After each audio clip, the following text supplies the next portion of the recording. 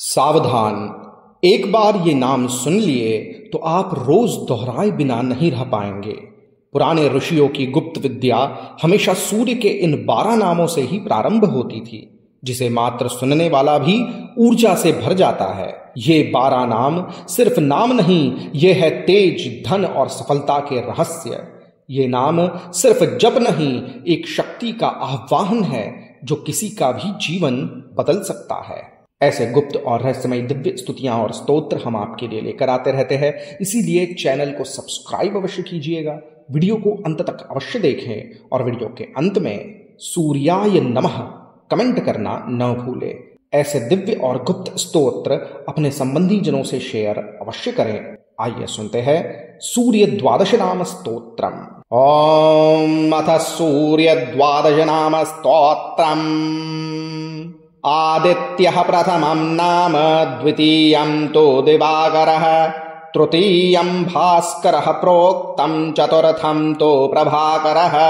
पंचमं तु सहस्रांशुः, षष्ठं त्रैलोक्यलोचनः, सप्तमं हरिदश्वश्च, अष्टमं च विभावसुः, नवमं दिनकरं प्रोक्तो, दशमं द्वादशात्मकः, एकादशं त्रयोमूर्तिः, द्वादशं सूर्य एव च। आदित्यः प्रथमं नाम, द्वितीयं तु दिवाकरः, तृतीयं भास्करः प्रोक्तं, चतुर्थं तु प्रभाकरः, पंचमं तु सहस्रांशुः, षष्ठं त्रैलोक्यलोचनः, सप्तमं हरिदश्वश्च, अष्टमं च विभावसुः, नवमं दिनकरं प्रोक्तो, दशमं द्वादशात्मकः, एकादशं त्रयोमूर्तिः, द्वादशं सूर्य एव च। आदित्यः प्रथमं नाम, द्वितीयं तु दिवाकरः, तृतीयं भास्करः प्रोक्तं, चतुर्थं तु प्रभाकरः, पंचमं तु सहस्रांशुः, षष्ठं त्रैलोक्यलोचनः, सप्तमं हरिदश्वश्च, अष्टमं च विभावसुः, नवमं दिनकरं प्रोक्तो, दशमं द्वादशात्मकः, एकादशं त्रयोमूर्तिः, द्वादशं सूर्य एव च। आदित्यः प्रथमं नाम, द्वितीयं तु दिवाकरः, तृतीयं भास्करः प्रोक्तं, चतुर्थं तु प्रभाकरः, पंचमं तु सहस्रांशुः, षष्ठं त्रैलोक्यलोचनः, सप्तमं हरिदश्वश्च, अष्टमं च विभावसुः, नवमं दिनकरं प्रोक्तो, दशमं द्वादशात्मकः, एकादशं त्रयोमूर्तिः, द्वादशं सूर्य एव च।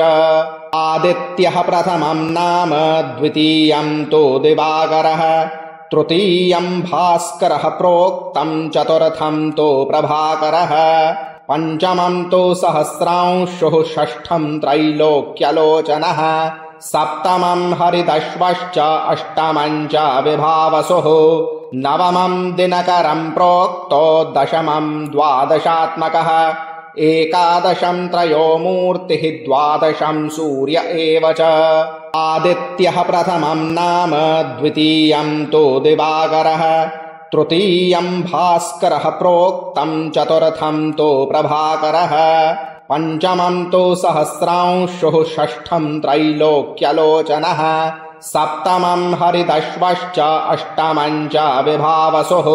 नवमं दिनकरं प्रोक्तो, दशमं द्वादशात्मकः, एकादशं त्रयोमूर्तिः, द्वादशं सूर्य एव च। आदित्यः प्रथमं नाम, द्वितीयं तु दिवाकरः, तृतीयं भास्करः प्रोक्तं, चतुर्थं तु प्रभाकरः, पंचमं तु सहस्रांशुः, षष्ठं त्रैलोक्यलोचनः, सप्तमं हरिदश्वश्च, अष्टमं च विभावसुः, नवमं दिनकरं प्रोक्तो, दशमं द्वादशात्मकः, एकादशं त्रयोमूर्तिः, द्वादशं सूर्य एव च। आदित्यः प्रथमं नाम, द्वितीयं तु दिवाकरः, तृतीयं भास्करः प्रोक्तं, चतुर्थं तु प्रभाकरः, पंचमं तु सहस्रांशुः, षष्ठं त्रैलोक्यलोचनः, सप्तमं हरिदश्वश्च अष्टमं च विभावसुः नवमं दिनकरं प्रोक्तो दशमं द्वादशात्मकः एकादशं त्रयोमूर्तिः द्वादशं सूर्य एव च आदित्यः प्रथमं नाम द्वितीयं तु दिवाकरः तृतीयं भास्करः प्रोक्तं चतुर्थं तु प्रभाकरः पंचमं तु सहस्रांशुः षष्ठं त्रैलोक्यलोचनः सप्तमं हरिदश्वश्च अष्टमं च विभावसुः नवमं दिनकरं प्रोक्तो दशमं द्वादशात्मकः एकादशं त्रयोमूर्तिः द्वादशं सूर्य एव च आदित्यः प्रथमं नाम द्वितीयं तु दिवाकरः तृतीयं भास्करः प्रोक्तं चतुर्थं तु प्रभाकरः पंचमं तु सहस्रांशुः षष्ठं त्रैलोक्यलोचनः सप्तमं हरिदश्वश्च अष्टमं च विभावसुः नवमं दिनकरं प्रोक्तो दशमं द्वादशात्मकः एकादशं त्रयोमूर्तिः द्वादशं सूर्य एव च आदित्यः प्रथमं नाम द्वितीयं तु दिवाकरः तृतीयं भास्करः प्रोक्तं चतुर्थं तु प्रभाकरः पंचमं तु सहस्रांशुः षष्ठं त्रैलोक्यलोचनः सप्तमं हरिदश्वश्च अष्टमं च विभावसुः नवमं दिनकरं प्रोक्तो दशमं द्वादशात्मकः एकादशं त्रयोमूर्तिः द्वादशं सूर्य एव च आदित्यः प्रथमं नाम द्वितीयं तु दिवाकरः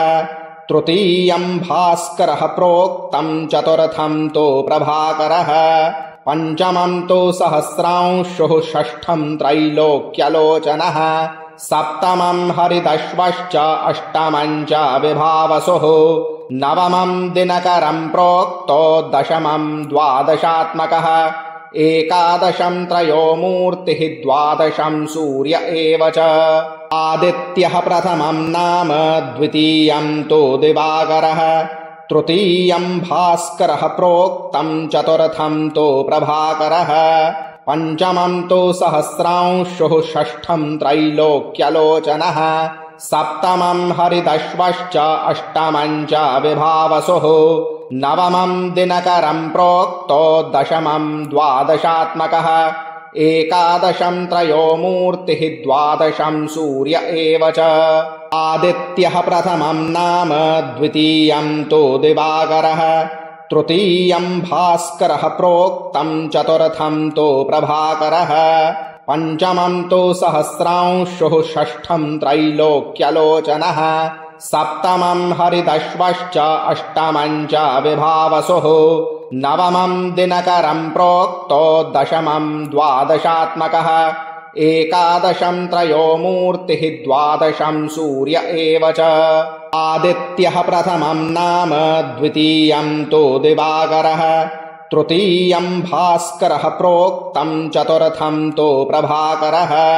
पंचमं तु सहस्रांशुः षष्ठं त्रैलोक्यलोचनः सप्तमं हरिदश्वश्च अष्टमं च विभावसुः नवमं दिनकरं प्रोक्तो दशमं द्वादशात्मकः एकादशं त्रयोमूर्तिः द्वादशं सूर्य एव च आदित्यः प्रथमं नाम द्वितीयं तु दिवाकरः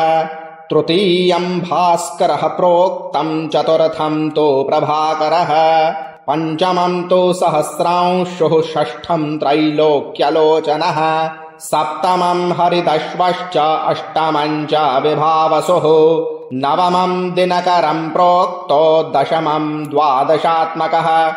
एकादशं त्रयोमूर्तिः द्वादशं सूर्य एव च ॐ अथ सूर्यद्वादशनाम स्तोत्रम्।